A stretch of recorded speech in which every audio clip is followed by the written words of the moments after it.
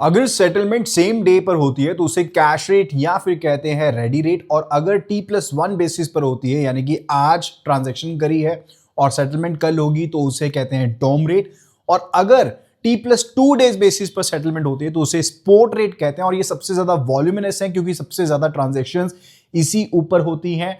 और अगर आपका सेटलमेंट डेट बियॉन्ड है टू द स्पॉट रेट तो उसे हम कहते हैं फॉरवर्ड रेट।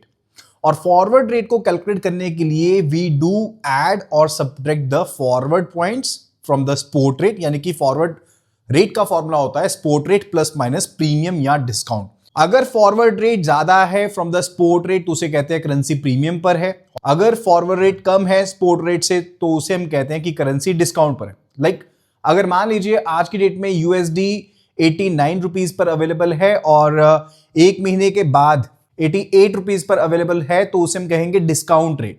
और अगर आज 85 का है और एक महीने के बाद 86 का है तो उसे हम कहेंगे कि करेंसी प्रीमियम के ऊपर है। जो फॉरवर्ड पॉइंट्स हैं वो स्पॉट रेट के ऊपर, फॉरवर्ड पीरियड के ऊपर और इंटरेस्ट रेट डिफरेंशियल के ऊपर डिपेंड करते हैं, यानी कि दो करेंसीज के भी ऊपर कितना इंटरेस्ट मिल रहा है उसके ऊपर डिपेंड करते हैं।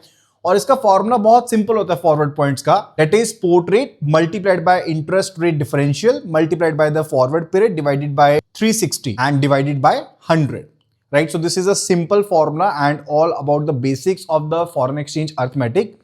CRB के कंप्लीट शॉर्ट नोट्स अवेलेबल हैं जिसमें मॉड्यूल ए को कंप्लीटली कवर किया। अगर आपको सभी शॉर्ट नोट्स चाहिए तो अभी के अभी व्हाट्सएप करो CRB BFM नोट्स लिख करके टू द नंबर 8360944207 पर। Happy learning.